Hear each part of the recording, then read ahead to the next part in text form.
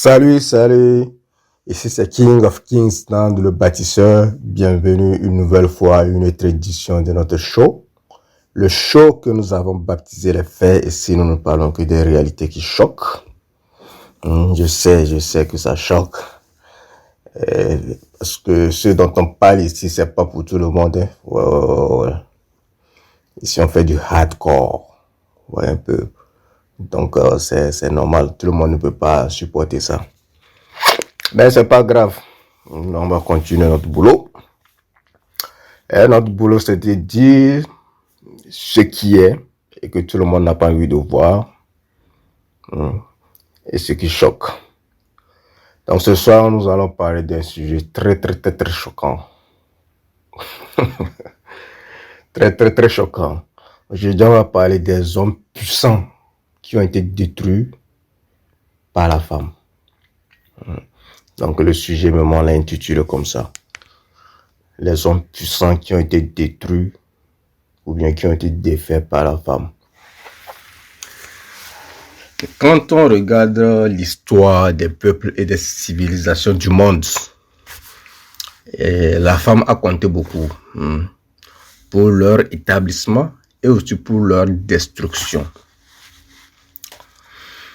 Elle a contribué en quel sens? Elle a contribué à leur établissement dans la mesure où c'est elle qui incite les hommes au nom de l'amour qu'ils ont pour elle à bâtir des cités, des civilisations, juste afin de bénéficier de son amour. Vous voyez un peu. Les hommes recherchent l'amour. J'ai déjà fait une vidéo là-dessus. Les hommes recherchent l'amour et les femmes, par contre, recherchent de l'attention. Donc, c'est au nom de cet amour que les hommes ont pour les femmes qu'ils ont pu construire des cités, des civilisations. Donc, dit comme cela, on peut dire que bon, la femme a contribué, puisque c'est elle qui a incité ces gens-là. Vous voyez un peu. Et les hommes, la plupart des hommes, je ne peux pas donner un pourcentage exact, mais la plupart des hommes, leur source de motivation, c'est la femme. S'il n'y a pas de femmes, beaucoup d'hommes ne feront rien. Beaucoup ne feront rien. Un peu. Donc, elle a quand même contribué. Il faut lui donner comment l'appelle-t-on? Ce qu'elle mérite. Tout simplement. Mais en même temps, elle a contribué aussi à détruire des civilisations du monde. Toujours au nom de l'amour que les hommes ont pour elle. Vous voyez un peu. C'est malheureux, mais c'est comme ça. En voulant la satisfaire, elle a pu ainsi les détruire. Oui. Le truc dans la civilisation du monde, c'est que les hommes périssent tout le temps en cherchant l'amour d'une femme, qui est l'autre est obsédée par le pouvoir qu'elle essaie d'arracher en utilisant beaucoup de charme, de la séduction et de la manipulation. Oui, ça c'est les armes de la femme pour avoir ce qu'elle veut. Et ce qu'elle veut, c'est le pouvoir. Et donc, peint dans cette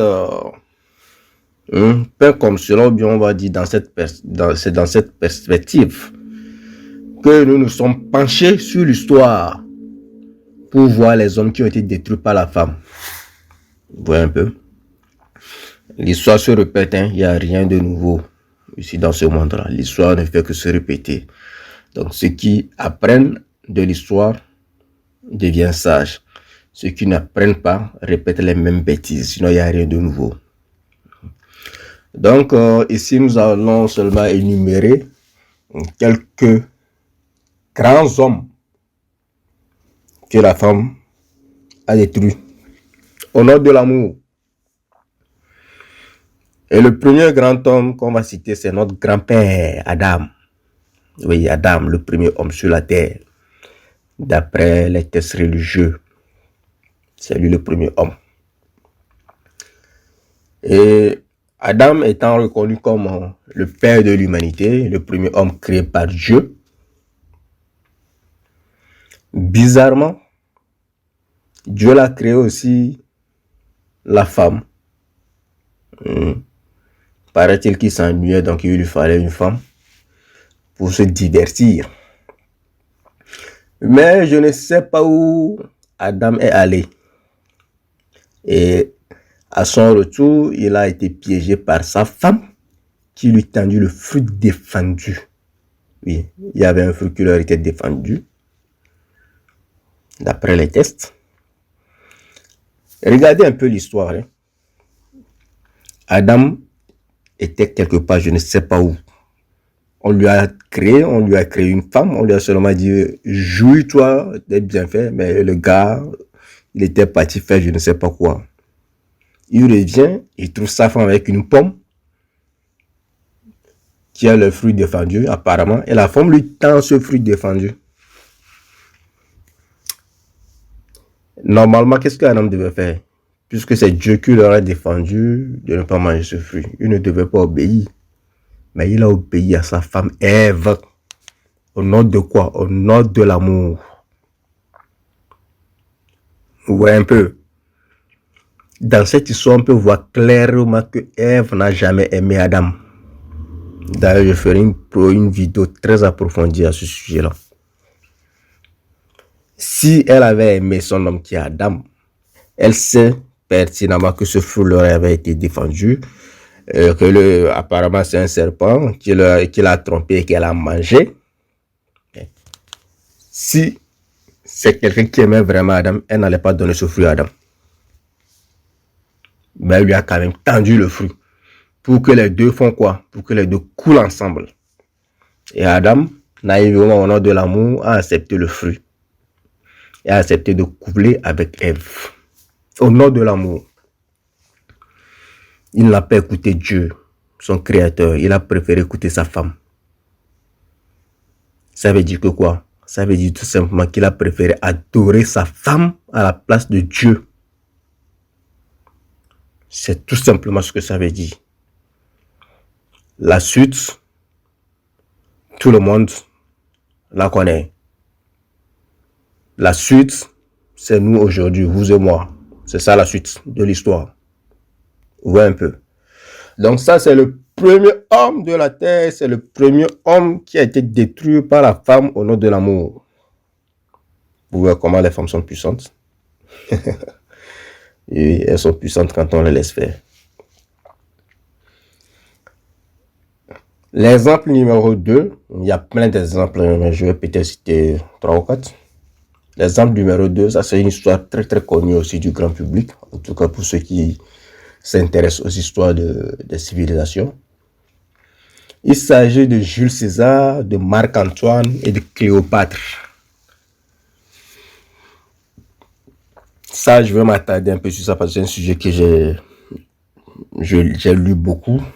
Donc je connais un peu l'histoire là.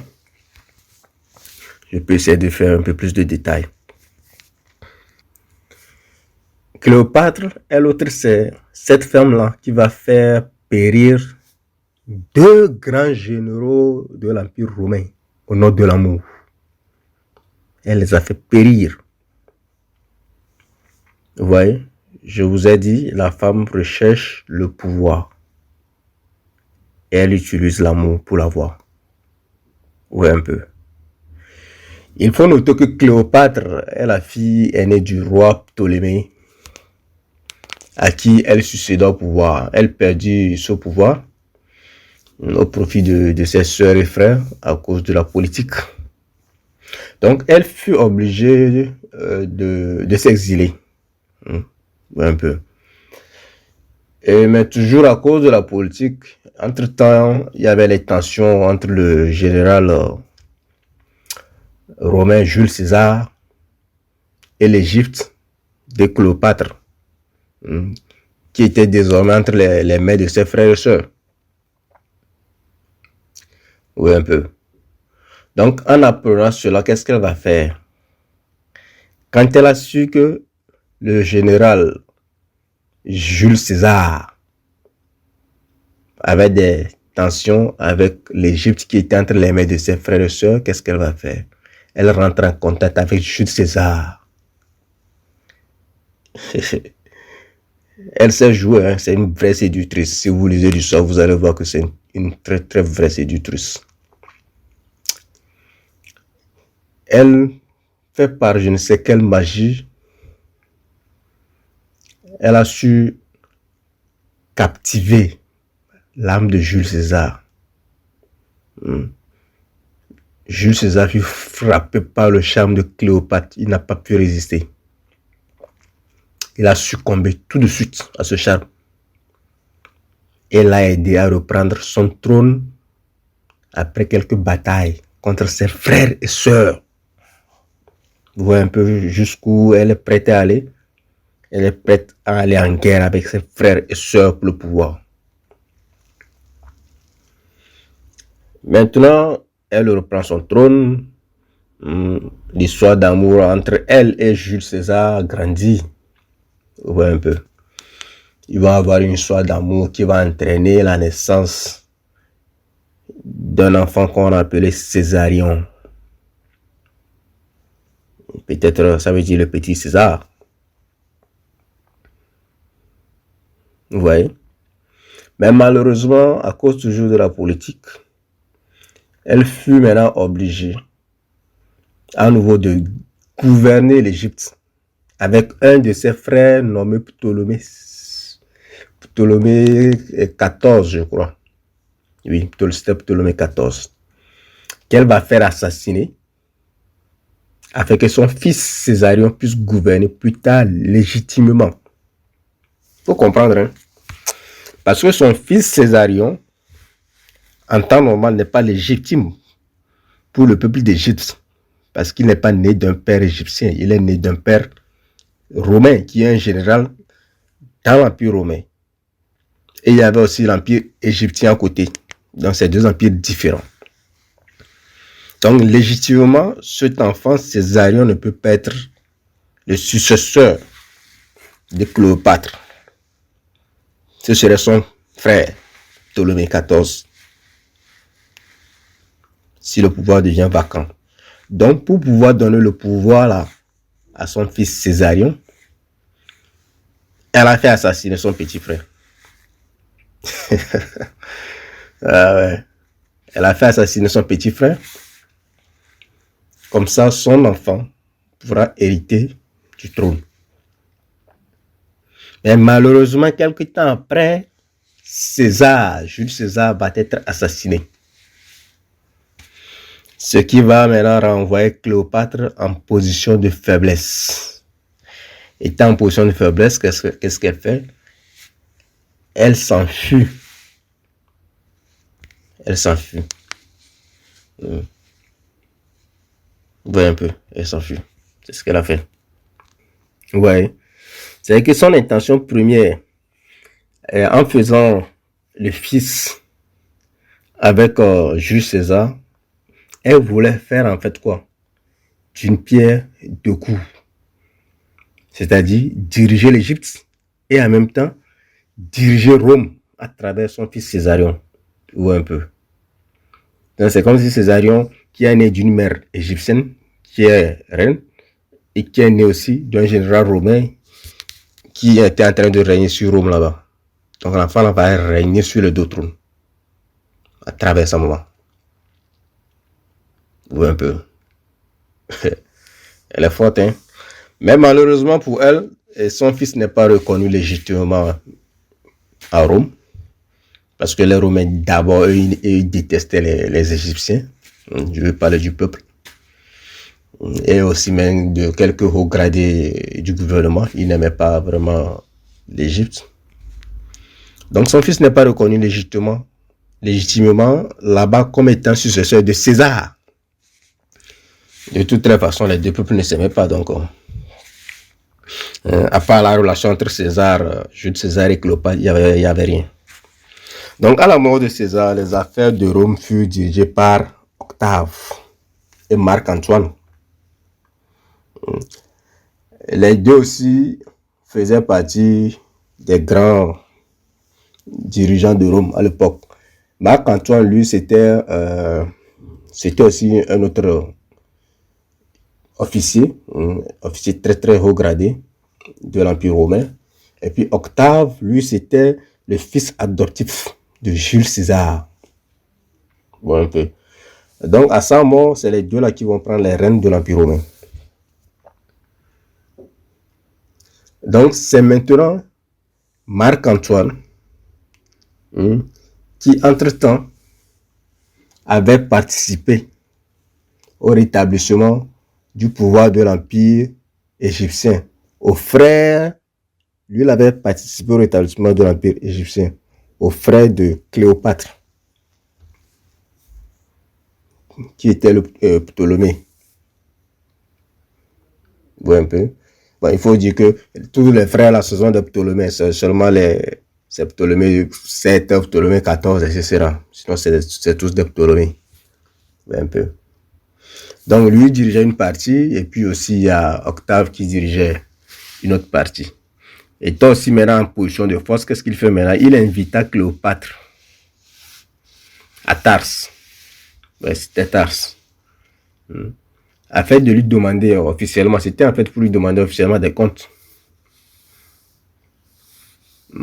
Pour le soutien qu'il leur avait apporté quand César était là. Oui, un peu. Mais une fois encore, Cléopâtre va utiliser son charme. En allant voir Marc-Antoine, elle a fait une mise en scène pas possible. Si vous lisez le roman, vous allez voir comment tout ça a été décrit. Et elle était venue en fanfare. Vous voyez un peu. Elle est forte. Maintenant, elle est en position de faiblesse. Il faut qu'elle retrouve de la force. Elle va encore corrompre un autre général de l'armée romaine. Et à ce dernier, qu'est-ce qu'elle fit faire? Elle fit assassiner sa propre sœur, qu'on appelait Arsinoé, par l'aide de ce général-là, Marc-Antoine. Un peu. Donc, cette dernière a été assassinée, mais la demande, c'est Cléopâtre qui l'avait fait. Et bizarrement, Marc-Antoine aussi va tomber fou amoureux. Peut-être encore plus fou même que Jules César. Il va tomber fou amoureux de Cléopâtre. Qu'il va même suivre. Il a fait ce qu'un homme ne doit jamais faire. Un homme ne doit jamais suivre une femme à cause de l'amour qu'il a pour elle. Sinon, il est en train de partir à la dérive comme ça. Je le dis bien, il est en train de partir à la dérive parce que la femme, un beau jour, se lève et puis moi, je dis, je suis fatigué, je vais te laisser, je te quitte. Tu vas faire quoi? Marc-Antoine a suivi Antoine et a suivi Cléopâtre jusqu'en Égypte. Leur amour était très fort, mais ne plaisait pas du tout aux Romains. Octave détestait cet amour-là même. Il était vraiment contre. Bon, un peu. Mais Marc-Antoine, il s'en foutait pas mal de tout ce que les Romains disaient. Il était amoureux. Il ne voyait plus rien. Oui. Donc désormais, Cléopâtre, dont l'ambition était de gouverner sur Rome et Égypte, détenait un individu puissant qui pouvait l'aider à arriver à sa fin. Au nom de l'amour. Cléopâtre détenait l'âme d'Antoine. Sa relation avec Antoine maintenant va lui permettre d'agrandir le royaume d'Égypte. De leur amour aussi vont naître des enfants. Et plus tard, l'un de ces enfants, nommé Alexandre I Hélios, sera proclamé roi d'Arménie. Oui, un peu. Et tous ceux qui sont désormais contre le pouvoir de la reine Cléopâtre sont tous décapités sur ordre de la reine. Vous voyez? Alors qu'à Rome, les Romains, eux, ils voyaient déjà la relation entre Marc-Antoine et Cléopâtre comme une menace contre l'Empire romain.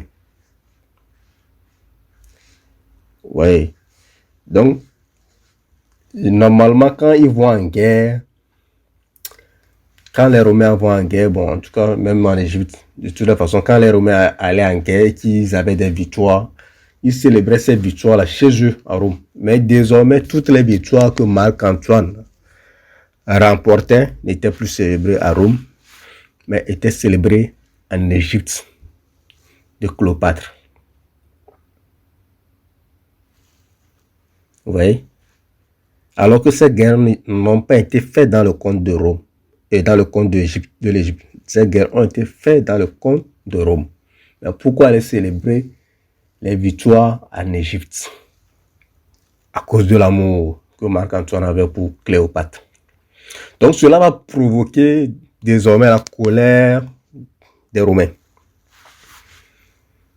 Cléopâtre est alors définie comme la reine des reines désormais, puisqu'elle est très puissante. Si elle arrive à voir le chef de l'Empire romain dans sa poche, c'est qu'elle est devenue puissante. Antoine est désormais sous l'influence, il est sous l'influence de la reine. Elle laisse Octave libre de tout le pouvoir de Rome, puisque c'est les deux qui dirigeaient. Bon, maintenant, lui, là, amoureux, il s'en fout du pouvoir. Maintenant, le pouvoir était dans les mains d'Octave. Il va finir par épouser Cléopâtre. Et même leur mariage a été célébré selon les normes et les rites de l'Égypte. Ouais. Et puis, il faut rappeler qu'il avait une femme. C'est que sa femme, c'était la sœur d'Octave, qu'on appelait Octavie. Il n'a pas divorcé de cette femme-là avant d'aller épouser Cléopâtre en Égypte. Ouais, un peu.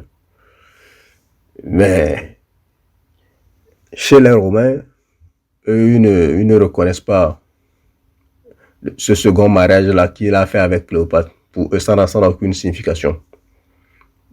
Pour les Romains, sa femme, c'est Octavie. Ouais, un peu. Mais qu'est-ce qui va maintenant créer des problèmes? Et le conflit va maintenant éclater lorsque le Sénat romain apprend, en plus de l'existence d'un testament, il va apprendre d'un testament dans lequel Antoine demande à être inhumé en Égypte aux côtés de Cléopâtre. Là, les Romains disent non, ça c'est trop. Donc, rapidement, il est défait par le Sénat de ses fonctions de consul. Et les relations avec Octave s'enveniment de plus en plus. Parce qu'Octave, lui, c'est d'après le roman, c'est pas un grand combattant, mais c'est juste, comment est-ce qu'on peut utiliser le mot en français? C'est les gens qui sont très malins là, ils cherchent des opportunités puis ils te piègent. Voilà, c'est ce genre de personne. C'est comme ça qu'il était. Sinon, c'est pas un grand combattant. Donc lui, il avait déjà peur, lui craignait beaucoup Antoine. Et désormais, il craignait aussi le fils Césarion de César, puisque c'est une affaire de trône. Donc, si Marc-Antoine n'est pas là, Octave n'est personne à Rome, à part qu'il était le fils adoptif de Jules César. Alors que Jules César a eu un enfant avec Cléopâtre. De même, Antoine aussi a eu des enfants avec Cléopâtre. Donc, s'il faut vraiment parler du trône, du successeur, Octave ne figure pas vraiment. Mais le gars là, il va trouver quand même une solution pour pouvoir avoir le pouvoir. Ouais, un peu. Et donc, qu'est-ce qu'il va faire? Il va affirmer que Cléopâtre cherche à régner sur Rome. Désormais, c'est ce qu'il raconte dans le gouvernement, que Cléopâtre veut régner sur Rome, et en tenant Antoine par amour. Donc, bizarrement, le Sénat va le suivre dans ses pensées et Octave va déclarer la guerre à Cléopâtre. Un peu. Et Marc-Antoine va faire quoi? Aussi fâché, il va divorcer de sa femme Octavie, qui est la sœur d'Octave. Et il va maintenant reconnaître Césarien comme héritier du trône d'Égypte. Voilà, ça commence par devenir intéressant. Donc, ces actes, tous ces actes sont considérés comme une trahison par Octave. Donc, Marc-Antoine maintenant va perdre contre Octave lors de la guerre qu'ils vont se livrer. Il a perdu, puisqu'il n'avait plus les gens derrière lui. Il était venu en Égypte, il vivait l'amour. Un peu. Donc, quand on l'a attaqué, il a perdu. Et il se réfugie totalement en Égypte. Et maintenant qu'il a perdu, c'est normal que, comme conséquence, Cléopâtre se retrouve aussi dans des problèmes. Donc, elle n'est plus assez puissante comme elle le pensait. Et donc, la rumeur court maintenant dans la ville que Cléopâtre serait morte. Il y avait des rumeurs comme ça. Donc, Antoine, lui, il était tellement amoureux, tellement amoureux, que il se suicide en se jetant sur son épée quand il a appris ça. Une nouvelle qui sera plus tard démentie, que Cléopâtre n'était pas morte.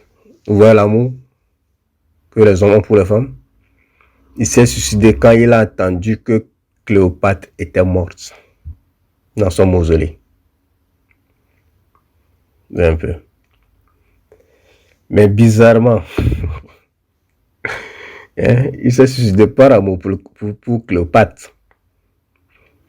Mais bizarrement, Cléopâtre et l'autre s'étaient juste réfugiés dans son mausolée et tentaient d'obtenir la clémence de l'Empire romain, mais en vain. Donc il y a des gens qui disent qu'elle s'était suicidée aussi. Mais ce qui a retenu dans le suicide de Cléopâtre, c'est qu'elle ne s'est pas suicidée par amour pour Antoine. Elle s'est suicidée parce qu'elle n'a pas pu obtenir la clémence de l'Empire romain. Et non pas au nom de l'amour. Vous voyez? Elle s'est suicidée tout simplement parce qu'elle ne s'imaginait pas supporter toutes les tortures qu'on va lui faire quand elle sera dans la main d'Octave. Parce que Octave la détestait.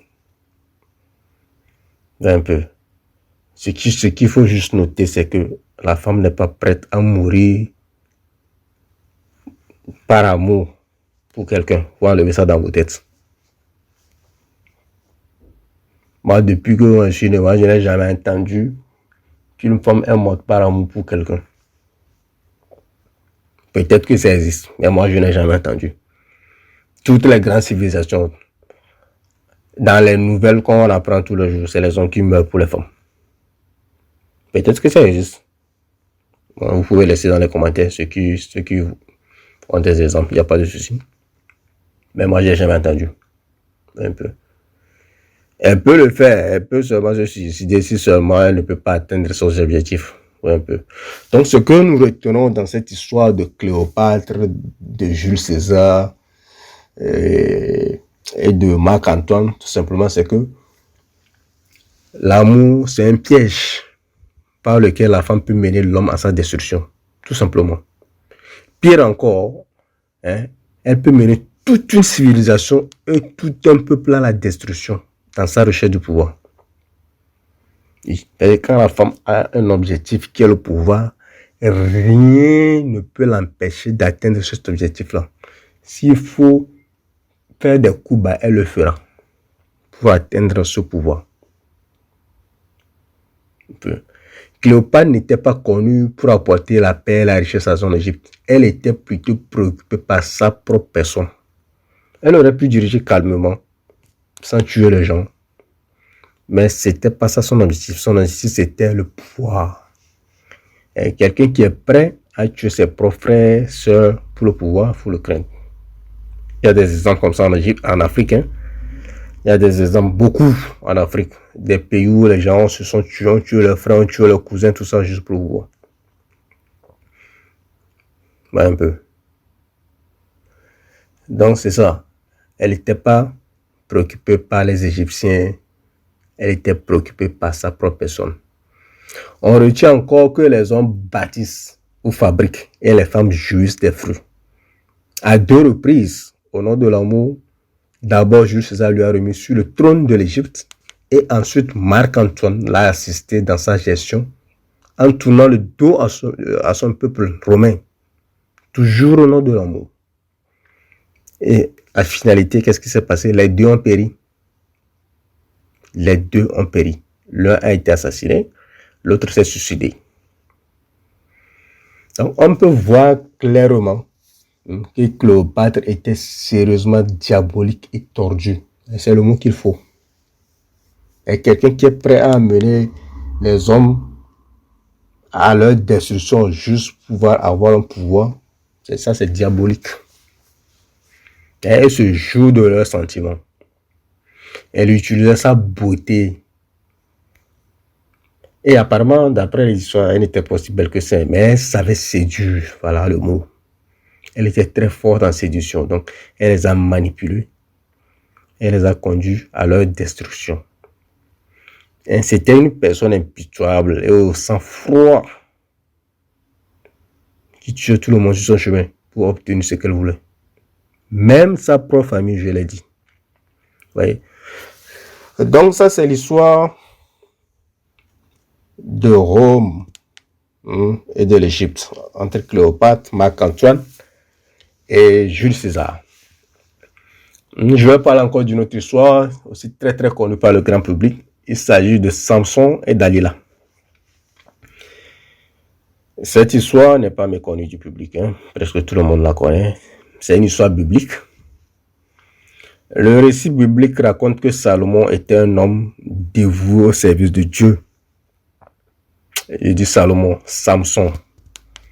Il s'agit ici de Samson et de Dalila. Samson était un homme dévoué de Dieu. Et il avait 3 obligations vis-à-vis de Dieu qui sont ne pas boire du vin, ne pas couper ses cheveux ou encore manger un animal déjà mort.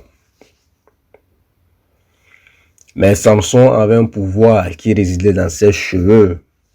Et grâce à ce pouvoir, il pouvait vaincre ses ennemis. Il pouvait battre d'un seul coup plusieurs hommes. Il était seul, seul il pouvait battre plusieurs hommes. Il était même capable de tuer un lion à main nue. Eh bien, les ennemis, il en avait beaucoup. Et c'était des Philistins qui semaient le désordre dans la ville. Donc, Samson devenant donc un obstacle pour les Philistins qui cherchaient la faiblesse du Samson afin de pouvoir la battre. Parce qu'il devient un obstacle, il faut la battre. Donc, c'est tout à fait normal. Quand vous êtes en compétition, vous pouvez gagner votre adversaire en découvrant sa faiblesse. Donc, c'est la faiblesse là que les Philistins ont cherché. Et comment ils l'ont trouvé? Ils ont engagé une femme au nom de Dalila, dont l'objectif était de rendre Samson amoureux. Il faut écouter. Et que l'objectif de Dalila était de rendre Samson amoureux. Donc ça veut dire que l'amour, c'est un jeu. C'est un jeu de séduction. Vous voyez un peu? Donc, on engage une professionnelle pour faire tomber amoureux Samson. Ainsi, Dalila pourrait découvrir le secret grâce auquel Samson était trop fort. Et Samson, comme tout homme, encore tomba sous le charme de Dalila. Il tomba amoureux. C'était fini pour lui. Il était séduit. Et un de ces jours, Dalila, sachant qu'elle avait désormais son âme, lui demandait de lui dire d'où vient son pouvoir. Samson ne voulait pas lui révéler son secret, au risque de se voir en position de faiblesse. Mais Dalila, qu'est-ce qu'elle va dire à Samson? Qui peut deviner? Elle a dit à Samson que si Samson l'aimait vraiment, il allait lui dire son secret. Que Samson ne lui dit pas le secret tout simplement parce que Samson ne l'aime pas. L'amour, toujours l'amour, toujours l'amour. C'est-à-dire qu'elle utilise l'amour et vous utilisez des choses. Un peu. Samson, au nom de l'amour et par naïveté, confie son secret à Dalila. Il avait déjà confié son cœur. Il avait déjà confié son cœur à Dalila. il vient maintenant de confier son secret à Dalila. Ça fait 2 erreurs monumentales. Ouais, un peu. Dalila va faire quoi? Elle va tout simplement le trahir. Et après avoir rasé les 7 tresses de Salomon et de Samson, elle appelle les Philistins pour venir finir le travail. Et ces derniers sont venus et puis ils lui ont crevé les yeux, tout simplement, et puis l'ont attaché à 2 grands piliers bon, de leur bâtiment, quelque chose comme ça. Un peu. C'est des films qu'on regardait quand on était des enfants. Et encore un homme puissant tombé en disgrâce à cause d'une femme aux mœurs légères. La morale dans cette histoire, c'est qu'il ne faut jamais confier son cœur à une femme. Elle n'est pas capable de vous aimer. L'amour pour elle, c'est un jeu par lequel elle peut atteindre ses objectifs. Vous n'êtes que des outils pour elle. Elle n'est pas capable de vous aimer, ne tombez pas dans ce piège. Vous voyez? Donc, nous allons mettre fin ici à l'histoire de Samson et de Dalila. Et on va poursuivre avec un autre exemple. Je vais donner peut-être un dernier exemple. Je suis fatigué. Et il s'agit maintenant de Paris, de Ménélas et d'Hélène. J'espère que tout le monde a déjà quand même entendu parler de la guerre de Troie. Ce que vous devez savoir, c'est que la guerre de Troie a été déclenchée à cause d'une femme. Je vous ai dit, la femme détruit des civilisations au nom de l'amour. Donc l'histoire de la guerre de Troie va comme suit. Dans la mythologie grecque, Hélène est la fille de Zeus et de Léda. Elle était mariée à Ménélas, roi de Sparte. Et avant d'être enlevée par Paris, le prince troyen, ce qui déclencha la guerre de Troie qui opposa les Grecs et les Troyens. Donc ça, c'est le résumé de l'histoire comme ça.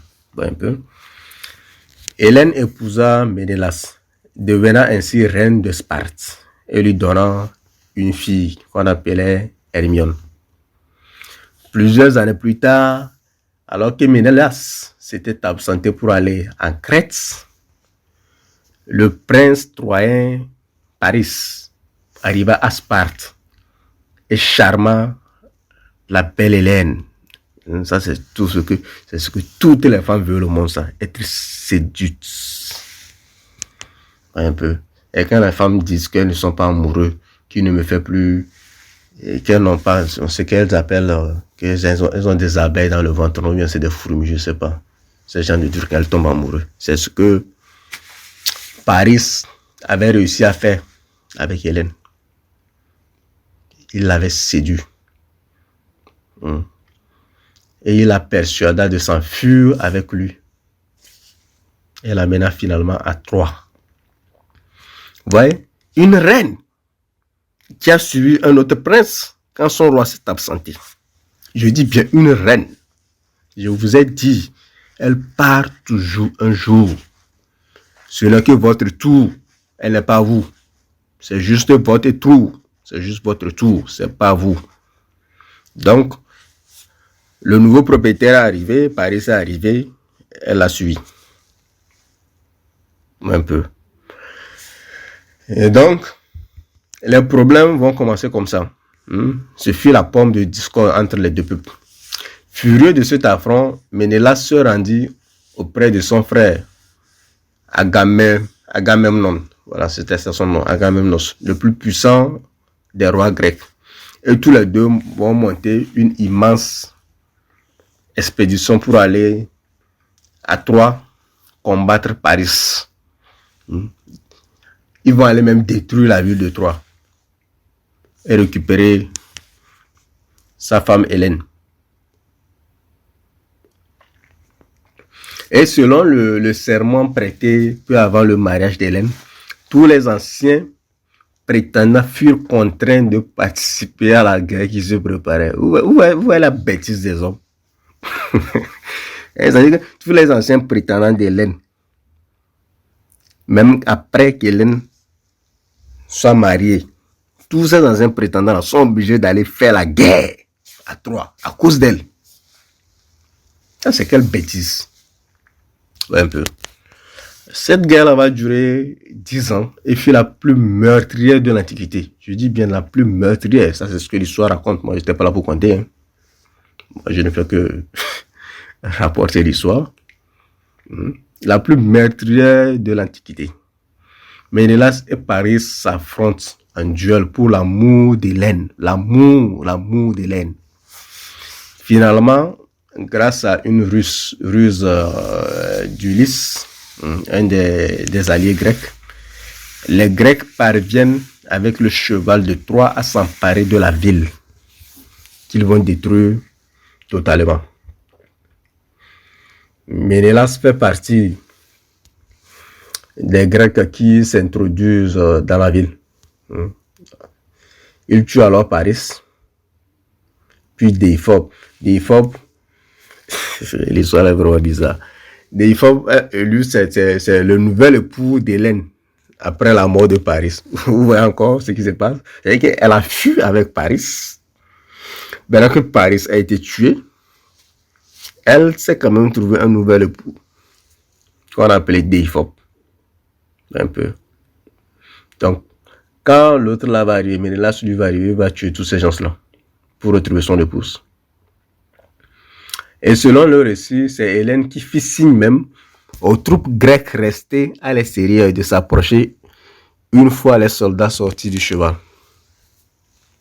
Et c'est avec la complicité d'Hélène que Ménélas put ensuite tuer Déiphobe dans son lit. Son nouvel époux, hein? Il faut bien écouter. Son nouvel époux. Elle était maintenant complice avec son premier époux, qui est Ménélas, pour tuer son nouvel époux, qui est Déiphobe, quand celui-ci était dans son lit. Ça, c'est quelle bêtise, ça. Quel amour. C'est de la manipulation. Oui, un peu. Donc, vous voyez comment la créature qui est la femme est sans âme. C'est que c'est un jeu pour elle, c'est tout simplement un jeu. Elle trompe d'abord son mari pour un étranger, ensuite fait tuer un autre étranger par son mari. Vous voyez comment les hommes se laissent manipuler. Ménélas a désormais récupéré sa femme. Et il a tout d'abord l'intention de la tuer à cause de sa trahison. Mais devant son immense beauté, il se prend de nouveau d'elle et la ramène avec lui à Sparte. Et l'histoire raconte qu'après la mort de Ménélas, Hélène fut chassée de Sparte et se réfugia à Rhodes. Mais à Rhodes, là-bas, il y a aussi une reine qu'on appelait Polyxo, qui l'avait accueillie sur son île. Désespérée par la mort de son époux tué devant Troie, l'accusa de ce malheur. Donc, cette dernière reine-là a fait quoi? Elle a fait alors étouffer dans son bain par ses servantes et puis suspendre son cadavre à un arbre. Donc, c'est comme ça que Hélène est morte dans l'histoire. Un peu. Parce que la reine Polypso l'accuse pour la mort de son époux, tué devant Troie. Donc, c'est comme ça qu'Hélène aussi fut tuée. Vous voyez que c'est seulement une femme qui a pu tuer une autre femme dans l'histoire. Par vengeance. Cette fois-ci, pas au nom de l'amour. Mais tous les autres messieurs-là, que ce soit Hélène, et que ce soit Ménélas, Paris, Déiphobe, tous les trois là, ont fait des bêtises dans l'histoire à cause de l'amour. Et deux sont morts par amour. Vous voyez un peu. Donc, par ces quelques exemples, il y a plein d'exemples, plein. Et des hommes puissants qui ont été détruits par les femmes. Mais moi, je vais m'arrêter là, je suis fatigué. Donc, par ces quelques exemples, vous voyez que si vous devenez faible et succombez au charme de la femme au nom de l'amour, vous risquez aussi votre vie. Indirectement pour une personne qui s'en fiche complètement de vous. Ces exemples sont juste des leçons aux hommes. On n'est pas en train de vilipender la femme. On n'est pas en train de gâter leur nom, comme on dit chez nous. Tout simplement, on est en train de montrer leur vraie nature. C'est ça leur nature. Elle ne peut pas vous aimer. Donc, l'histoire ne cesse jamais de se répéter au fur et à mesure que l'histoire humaine continue. Chaque jour, c'est les mêmes choses qui se répètent sous diverses formes dans d'autres environnements, tout simplement. Donc, et tout ça, c'est la faute des hommes. Et moi, je dis bien, c'est la faute des hommes qui pensent obtenir quelque chose de la femme, en fait, qui ne peut le leur donner. Cette chose-là, la femme ne peut pas vous donner ça. Et cette chose, c'est l'amour. L'amour, c'est vous-même qui devez trouver l'amour en vous-même. Vous ne pouvez pas trouver l'amour chez la femme. Donc, moi, je vais m'arrêter ici. C'était King of Kings dans le bâtisseur. Vous faites tout ce que vous voulez de la vidéo. Vous partagez. Vous aimez, vous likez. Bref, vous savez quoi faire. Ciao!